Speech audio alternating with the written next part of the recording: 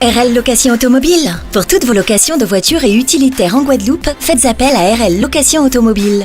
Avec RL Location Automobile, réservez en toute tranquillité 7 jours sur 7, 24 heures sur 24. RL Location vous propose une large gamme de voitures et d'utilitaires au meilleur prix sur le site internet www.rl-location.com. RL Location, c'est aussi l'assistance et la livraison. Pour tout renseignement, contactez-nous au 0590 10 66 87. RL Location Automobile, la location en toute simplicité. Attention, offre exceptionnelle chez RL Location jusqu'au 20 octobre. Véhicule catégorie A, 15 € par jour. Véhicule catégorie B, 20 € par jour. Guadeloupe, actualité. Et le temps est à l'orage et la Guadeloupe est en vigilance orange depuis 14h cet après-midi. Nous sommes en liaison avec Cécile Marilus, responsable prévision à Météo France. Bonsoir Madame Marilus. Bonsoir à tous, équipe. Alors, est-ce qu'on pourrait avoir un point de la situation actuelle ? On entend effectivement l'orage gronder ici à Jarry. Est-ce que c'est le cas pour tout le département ? On a eu une dégradation importante sur la dernière heure. On a des fortes pluies qui touchent essentiellement, surtout le nord Grande-Terre, donc Port-Louis et Petit Canal. Petit Canal, où il a beaucoup plu, mais c'est en train de se généraliser à la Grande-Terre. Et on a également de très très fortes pluies du côté entre Baïs et Basse-Terre et également à Vieux-Fort et sur les Saintes. Donc là, vous entendez que ça tonne du côté de Jarry, mais c'est pas là où on a les plus fortes pluies pour le moment. Mais ça ne saurait tarder. On a donc un risque de crue au niveau des rivières dans le sud Basse-Terre ? J'entends pas bien, excusez-moi. On a donc un risque de crue des rivières dans le sud Basse-Terre en ce moment ? Alors, ce qui est sûr, c'est que la ville de Basse-Terre, c'est une zone d'inondation rapide. Donc, il est possible qu'il y ait des inondations sur Basse-Terre. C'est pas exclu compte tenu des précipitations qu'il y a actuellement. Donc, Sud Basse-Terre et Nord Grande-Terre sont principalement touchés. Voilà. Comment la situation va-t-elle évoluer ces prochaines heures ? Alors, ce qui est attendu, c'est que la dégradation s'installe assez durablement, que ça se poursuive. On a des fortes pluies là qui sont actuellement sur le Grand Cul-de-Sac qui ont l'air de vouloir descendre vers Morne-à-l'Eau et ensuite les abîmes. Donc, on va surveiller ça. Donc, on est vraiment sur un épisode de très fortes pluies. Pour le moment, il y a toute une zone de la Basse-Terre qui n'est pas touchée.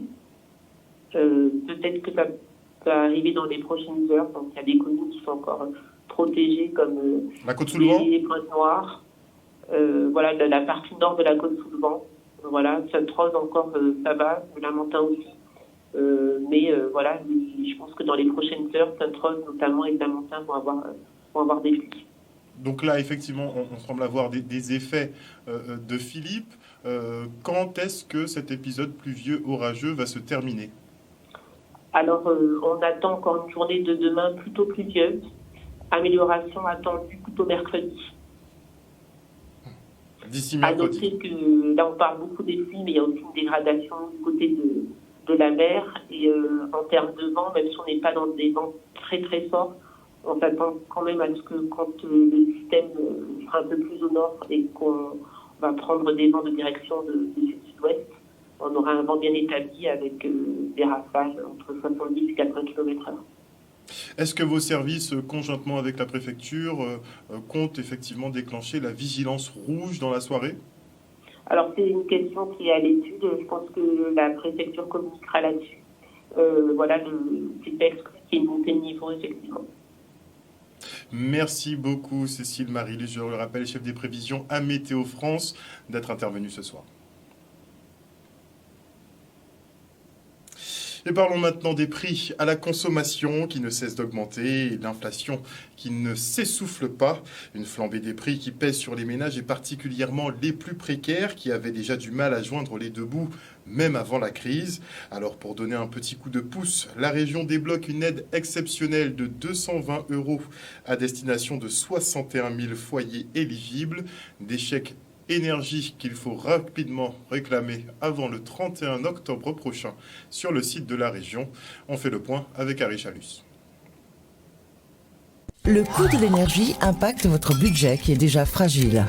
Connaissez-vous le coup de pouce énergie de la région Guadeloupe ? Il s'agit d'une aide exceptionnelle de 220 € qui peut vous être accordée selon vos revenus et le nombre de personnes composant votre foyer. Je pense qu'aujourd'hui, vu l'augmentation du prix de l'énergie au niveau national, voire international, nous avons privilégié, avec 12 millions d'euros, 61 000 Guadeloupéens qui devront effectivement faire les démarches en un mois, de manière à ce que nous puissions les accompagner avant le 31 décembre. Donc c'est un travail qui a été fait par le service de Madame Vanokia, Monsieur Lafont. Aujourd'hui, nous sommes prêts, tout est lancé aujourd'hui pour que nous puissions accompagner des familles vraiment dans le besoin. 220 €, c'est pas rien.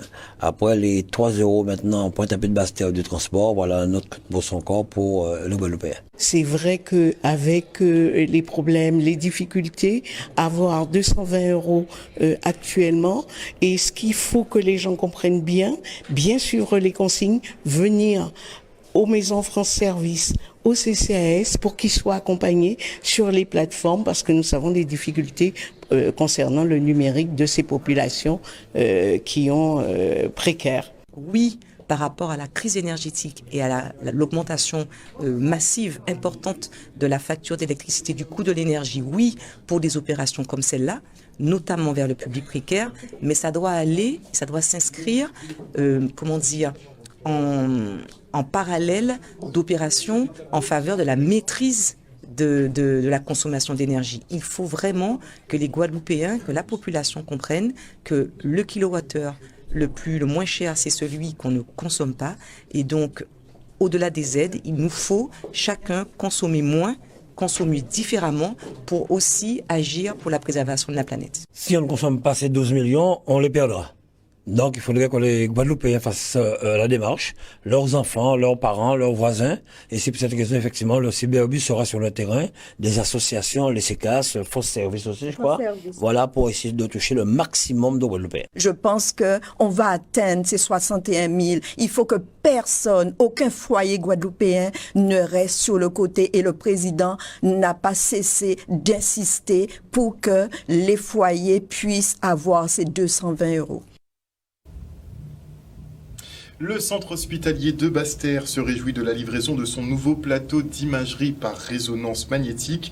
Cet équipement polyvalent de dernière génération permet des investigations médicales beaucoup plus poussées. Montant de la facture, ou plutôt de l'investissement, 3,3 millions d'euros.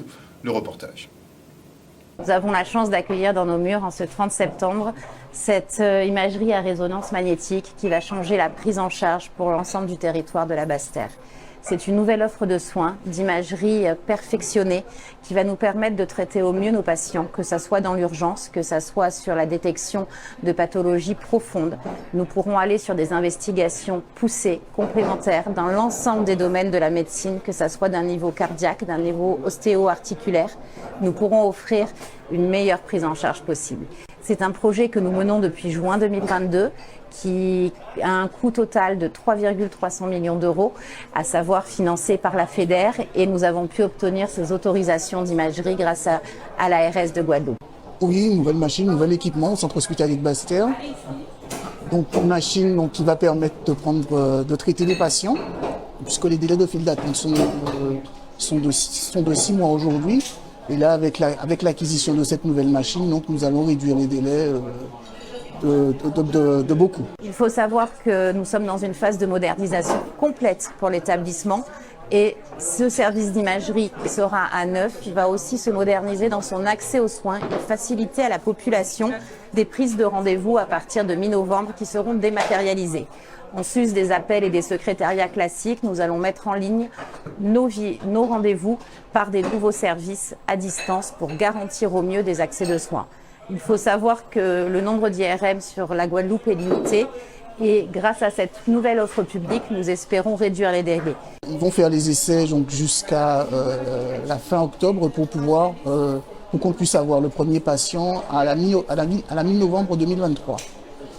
Donc un IRM qui est aujourd'hui polyvalent, qui permet de faire des examens sur les patients. Donc une nouveauté avec IRM cardiaque, la possibilité de faire des IRM cardiaques, et aussi un IRM qui va permettre aussi de pouvoir travailler 24 heures sur 24 pour la prise en charge de la vessie. Et en parlant de nouveautés, le président de la République, Emmanuel Macron, a annoncé aujourd'hui le déploiement de 2200 effectifs de gendarmerie dans les 238 nouvelles brigades du territoire. L'on en compte 145 mobiles et 93 fixes. La Guadeloupe, pour sa part, voit la création de 3 brigades, 2 fixes sur le sud Basse-Terre et une mobile à Marie-Galante. Et on part maintenant pour le premier forum de l'intelligence artificielle ici en Guadeloupe. Et comme la planète entière, les avis sont mitigés quant à cette nouvelle technologie capable de supplanter l'homme. Les inquiétudes sont nombreuses, surtout concernant l'avenir professionnel, à savoir si l'on sera remplacé par des machines ou non. Des interrogations légitimes auxquelles Nathanaël Philibert, organisateur du forum, porte quelques éléments de réponse. Regardez. Alors aujourd'hui, nous sommes au grand forum de l'intelligence artificielle, le premier forum d'intelligence artificielle organisé en Guadeloupe. Il s'agit d'une rencontre avec plusieurs professionnels et experts du domaine pour pouvoir démocratiser, mais surtout démystifier l'intelligence artificielle pour tout le monde. Alors la première partie s'est orientée vraiment sur les inquiétudes et les problématiques qui sont liées à l'intelligence artificielle, puisqu'on a une grosse crainte, on va dire, lorsqu'on fait un pourcentage, on a quand même une grande partie de la population qui craint l'arrivée de l'intelligence artificielle et qui n'ont pas envie de perdre leur emploi, qui n'ont pas envie non plus d'être remplacés. Donc on a fait un point là-dessus, on a fait un point sur les stratégies, les nouveaux outils et les nouvelles solutions qui sont apportées par rapport à ces problématiques-là. Donc on s'est axé sur ça. Puis après, en deuxième partie de matinée, on a parlé beaucoup de ChatGPT et de son utilisation au quotidien dans la vie professionnelle, mais aussi dans la vie personnelle.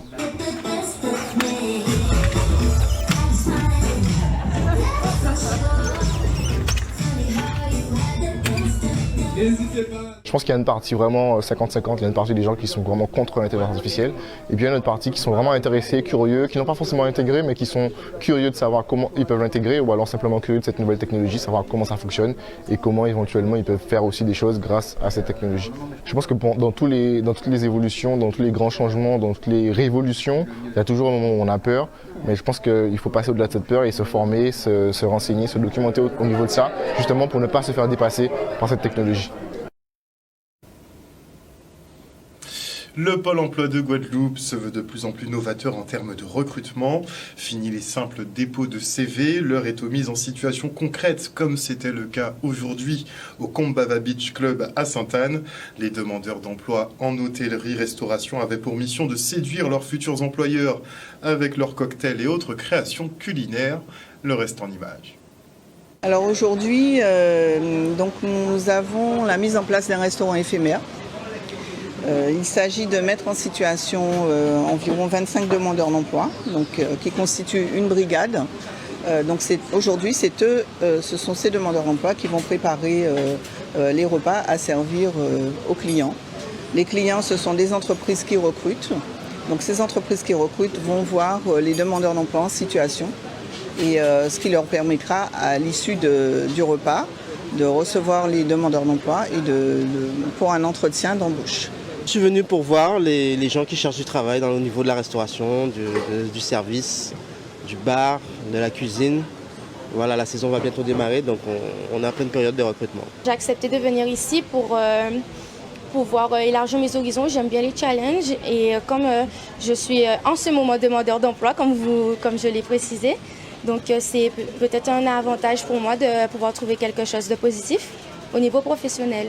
C'est la première fois que cet événement est organisé en Guadeloupe. Nous avons aujourd'hui 5 restaurants éphémères.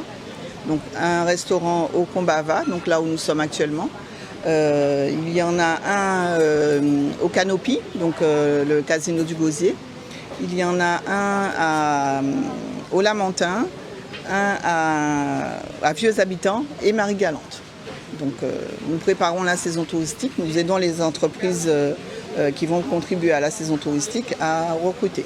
Les entreprises ont joué le jeu puisque au total, sur les 5 restaurants éphémères, nous avons pu recueillir à peu près 63 offres. Il faut beaucoup de recherche et de motivation pour pouvoir y être parce que si on n'est pas motivé, on ne trouvera pas. Il me faut des gens qui veulent travailler vraiment. C'est pas un petit job où on se dit allez je commence, on va voir comment c'est, je ne suis pas sûr si j'aime ça ou pas. Il faut savoir que c'est un métier qui est difficile, qui demande beaucoup de temps. Donc il faut des gens qui soient vraiment déterminés à ce niveau-là. qui veulent vraiment travailler. On n'est pas là pour faire des essais, comme on dit. Voilà, c'est un métier où quand on commence, on commence. Si on sait qu'on n'est pas prêt pour ça, il vaut mieux pas venir. Donc voilà, j'espère que les gens qui sont là aujourd'hui sont très motivés. Je trouve que c'est un projet qui est d'une bonne initiative, avec une bonne structure, des personnes motivées. Ce projet peut être développé dans d'autres domaines. À l'issue du restaurant éphémère, nous organisons une deuxième journée. Donc une journée à l'Ararouac et une journée à Laura Flessel. Donc ces journées s'appellent Destination Emploi au cœur du tourisme, où nous recevrons d'autres entreprises dans le domaine de l'hôtellerie et de la restauration pour des recrutements également. Et nous sommes maintenant en direct avec Franck Dorge, directeur de cabinet de la préfecture de Guadeloupe. Bonsoir Monsieur Dorge. Bonsoir. Donc la cellule de crise de la préfecture a été déclenchée en fin d'après-midi. Qu'en est-il? Qu'a-t-il été décidé? Alors depuis 7h45, nous sommes en vigilance par rapport au phénomène météorologique, avec une intensification des pluies qui a été prévue à partir de 16h et que nous sommes en train de subir sur l'ensemble de l'archipel. C'est pour cela que Monsieur le Préfet, en anticipation d'une dégradation de la situation, a décidé avec Madame la rectrice la fermeture des classes et des écoles et des établissements demain matin.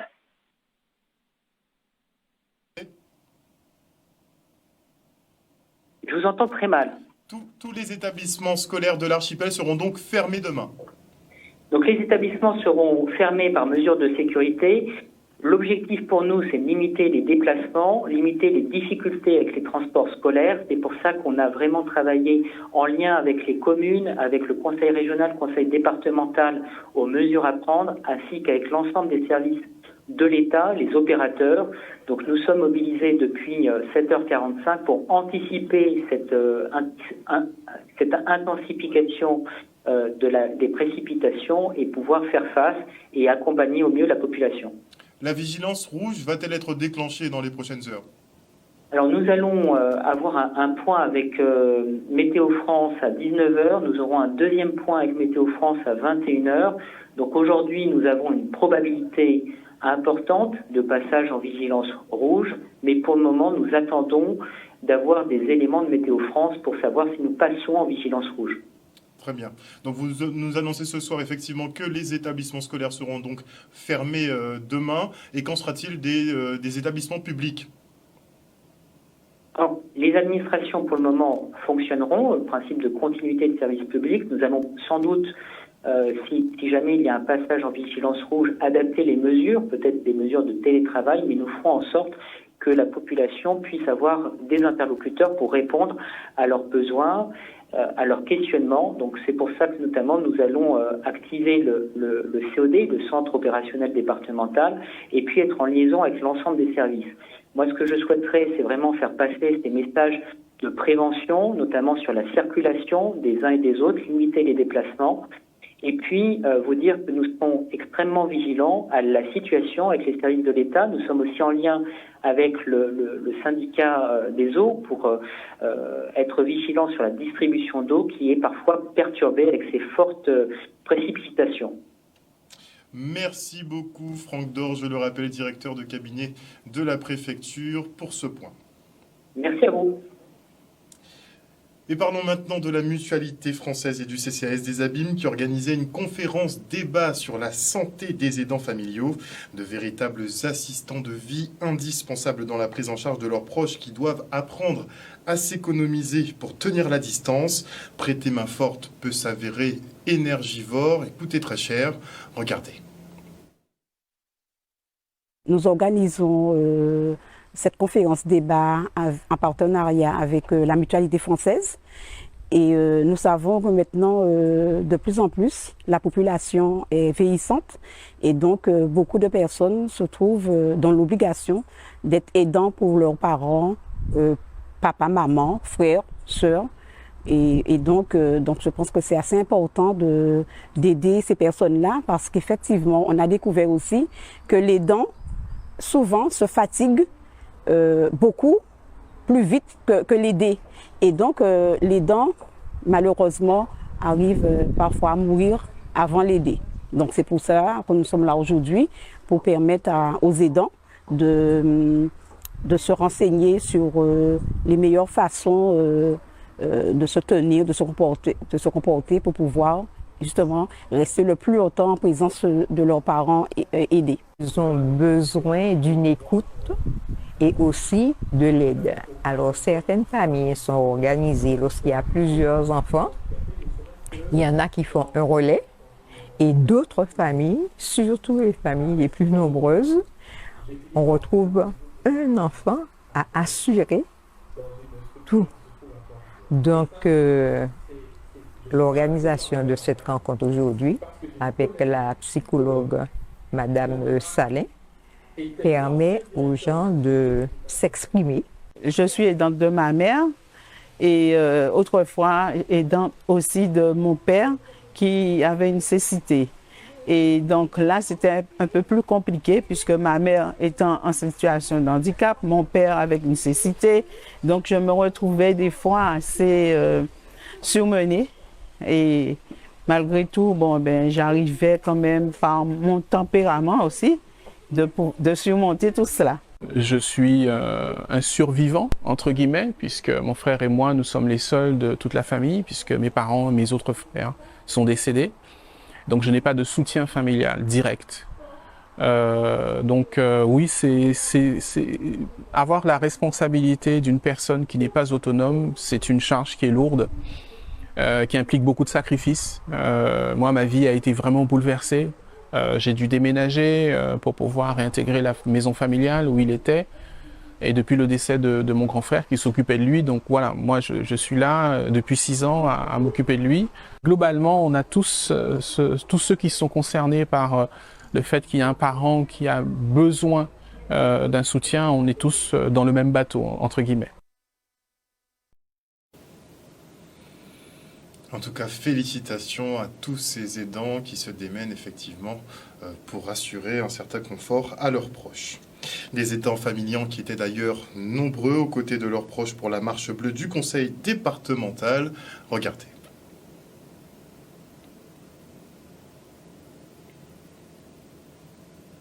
La semaine bleue, c'est une semaine qui est consacrée aux personnes âgées. Donc il y a des manifestations dans toutes les communes avec les clubs du 3e âge et avec le département.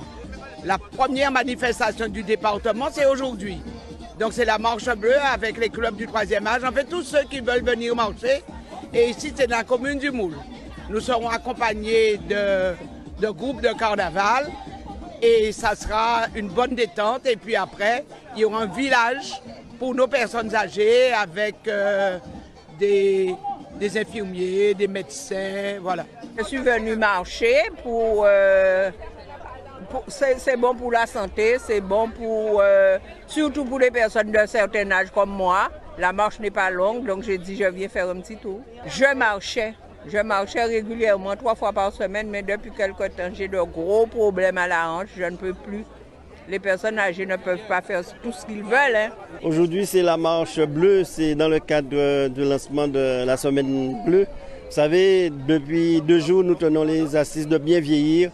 Donc une bonne santé, une bonne condition physique fait partie aussi donc, du bien vieillir. Donc d'où la raison de cette marche. Semaine bleue, c'est pour sensibiliser tout le monde sur le vieillissement, sur cette nécessité que tous nous soyons impactés, concernés par cette question. Nous avons d'abord commencé cette année par les assises de bien vieillir et tout au long de la semaine, il y aura un certain nombre de manifestations pour bien montrer que vieillir, c'est un processus naturel et il faut pouvoir vieillir dans des bonnes conditions de vie, dans des bonnes conditions de santé, avec des marches comme aujourd'hui, mais avec les différents clubs, tout un ensemble donc, de loisirs que nous allons initier tout au long de la semaine.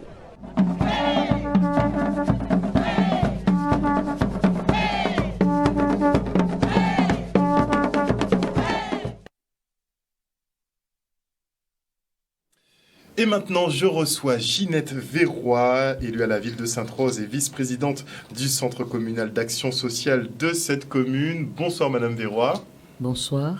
Bonsoir. Alors, téléspectateurs.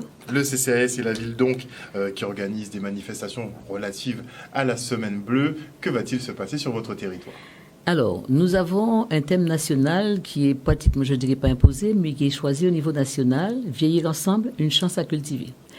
Alors, après réflexion et en associant également sur le territoire nos associations qui exercent, on a pu un peu réfléchir et dire, ma foi, vieillir ensemble, c'est un grand mot, mais en même temps, c'est un mot d'union.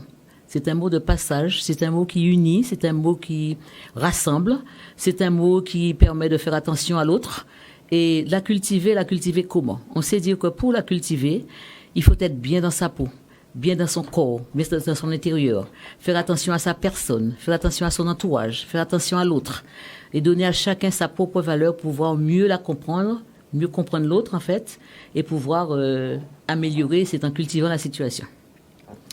Alors nous avons décidé sur notre territoire cultiver cette phase de vieillir ensemble en se procurant un bien-être, mieux concilier la vie ensemble pour cheminer ensemble. C'est une étape de vie, plus ou moins faire attention à l'autre, comme je disais tout à l'heure, dans un couple, dans la famille, en voisinage et avec les autres en association.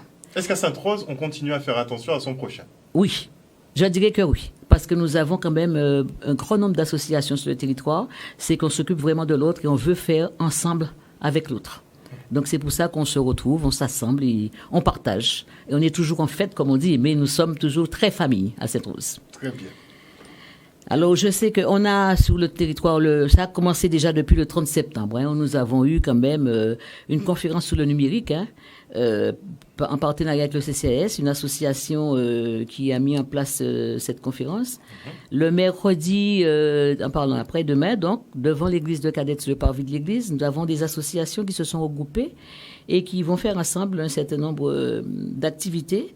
Il y a une conférence sur la maladie d'Alzheimer et les maladies associées, avec probablement également le France Alzheimer qui viendra en secours. Également, prendre en compte pour parler des aidants familiaux. Parce que à ce jour, cette maladie gagne du terrain et la famille en a besoin et la famille a besoin de l'aide. Parce que c'est une maladie qui arrive très vite et quand c'est père, on ne la voit pas arriver. On croit toujours que c'est une comédie.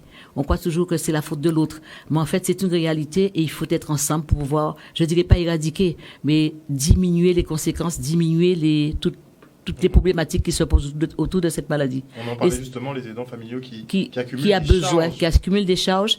Et psychologiquement, c'est très, très fort à supporter, très, très fort à vivre. Alors, c'est pour ça que cette association INSER Art, accompagnée de d'autres associations sur le territoire, genre Nautique Nord-Bastère et puis d'autres associations. Donc, ils vont mettre en place, en exergue cette maladie et avec une conférence débat qui va se passer devant l'église de Cadette et une journée de 9h à 17h où ils vont partager, être ensemble, manger ensemble, vivre ensemble et pouvoir aller plus loin. Ainsi, en même temps, à la maison de quartier de Bellevue, il y aura un peu le même travail, un travail d'équipe, d'échange, de partage, et aussi jardin médicinal de Bellevue qui devra visiter en même temps. Et nous, sur le bourg de Sainte-Rose, la ville de Sainte-Rose, nous avons la grande place, la place Tricolore, où de 9h à 17h, il y aura pas mal d'associations présentes. On va commencer par... on a choisi, si vous voulez, pour arriver à ce thème-là, vieillir ensemble, définir le bien-être. Parce qu'on se dit, pour vieillir ensemble, il faut s'occuper de soi d'abord, être bien dans sa peau, comme j'ai dit tout à l'heure, et permettre à l'autre, et accepter l'autre, et permettre à l'autre de nous accepter tel qu'on est, et vivre ensemble. Alors on va cultiver ce moyen par... justement l'attention à l'autre et permettre, comment je peux dire, l'attention à l'autre et en même temps faire une journée de 9h à 17h. On va mettre en place des artisans, des professionnels de santé, des professionnels de soins et permettre aux gens de pouvoir se faire chouchouter pour la journée. Ça va être des soins pour le corps, ça va être des massages, ça va être l'irrigothérapie, ça va être plein de soins qui va être en exergue et également un atelier de coaching informatique pour réduire la fracture numérique. Parce qu'il faut que nos seniors restent connectés. Qu'ils soient avec nous dans toutes les organisations, dans toutes les manières de communiquer. De mettre sur les WhatsApp familiaux. Voilà, mettre sur les WhatsApp familiaux pour pouvoir répondre. Il y aura aussi des podologues, en fait, qui vont expliquer un petit peu les bienfaits de la podologie, des animateurs, des séances de soins de massage, comme je dis. Mais ce ne sont pas des soins, si vous voulez, qui vont être gratuits totalement. Hein. Il faudra quand même qu'il y ait quand même une partie à participer de la part des personnes. Alors, on leur dit ça, puisqu'il ne faut pas qu'ils attendent de trouver quelque chose gratuitement que la ville va payer. Non, non, non, non. On doit prendre son temps, on doit choisir. Vous mettez les activités à disposition. À disposition, mais vraiment un faible prix. Par exemple, on aura des séances de massage, je ne dirais pas le prix, mais bon, très très bas, peut-être un tiers du prix normal quand vous allez en salle. Vous avez quand même des tarifs quand même intéressants. Très intéressants, à la portée de tous les portefeuilles en fait, pour nos aînés. Ensuite, pour amener les gens sur la manifestation de jeudi de 9h à 17h, on a prévu de mettre des bus dans les quartiers pour pouvoir récupérer les gens qui sont désireux, qui veulent aller, qui n'ont pas de moyens de locomotion, pour permettre à tout un chacun de pouvoir y aller et de prendre son temps, de s'adresser, d'aller sous le secteur et pouvoir participer à toutes ces manifestations, à toute cette organisation. Il y aura des bus sur le secteur Est, bus Cacao Bonne du Portail, des bus également sur des bonnes 26 du Zer, Nogent, et qui vont ramener ces gens sur la place tricolore pour leur permettre d'être à disposition toute une journée où on va partager, on va prendre soin de soi, on va manger ensemble, on va rire ensemble, on va avoir la conférence de débat. Également, on pourra poser des questions et satisfaire ses ambitions et ses manquements, ses connaissances en fait. Ça va être la journée de jeudi. Ensuite, nous avons également une journée samedi où il va y avoir une conférence débat très tôt, vers 9h30, avec un spécialiste, un sociologue clinicien, où elle va un peu discuter, parler de la vie affective des aînés. Parce que quand on est âgé, certes, on croit que tout est fini. Non. Non, parce que c'est là qu'on demande l'attention. C'est là qu'on demande de l'amour. C'est là qu'on demande en retour. C'est là qu'on demande en compassion. Et c'est là qu'on demande en échange. Donc, il y aura cette conférence débat pour permettre de mieux comprendre les aînés. Ils vont parler, ils auront droit à la parole, ils auront droit à poser des questions et à partager. C'est la vie affective des aînés. Et le soir, à partir de 18h, il y aura la projection de film de Christian Lara, de Coco Lafleur, qui va être une projection publique et que tout le monde pourra y assister. Ensuite, un défilé avec art et tradition, avec des associations qui feront danser, qui feront également le jeudi, il y aura aussi la danse de quadrille, parce que le quadrille est toujours présent chez nous, et aussi la danse, toutes les danses en fait. Il y aura des défilés. Il y aura de tout le samedi. Enfin, tout ça, je pense qu'il y a aussi sur Morne Rouge le dimanche, on continue la fête à Morne Rouge, où les associations de Morne Rouge, LS Jeunesse et l'Espérance mornougienne auront des manifestations également au local de leur association. Et c'est de l'animation musicale et toujours de parties. C'est pour permettre aux aînés de pouvoir danser ensemble, de rire. Et c'est une rencontre intergénérationnelle. Il y aura quand même des jeunes. Alors, à tous les coups, les jeunes sont également invités puisqu'on veut qu'il y ait cet échange, ce partage entre les jeunes et les plus âgés. Alors, c'est pour ça que nous avons mis l'accent. Pour se vieillir ensemble, nous avons mis l'accent sur le bien-être. Donc, il faut être bien pour pouvoir vieillir ensemble et ensemble, dans un couple, en famille, avec des amis, en association, partout où on passe, la vie en communauté. C'est un petit peu ça, notre programme de Semaine Bleue sous la ville de Sainte-Rose. Merci beaucoup, Ginette Verroy, je le rappelle, élue à la ville de Sainte-Rose, mais également vice-présidente du CCAS de cette commune. Merci beaucoup. Et voilà, chers téléspectateurs, nous sommes arrivés au terme de ce journal.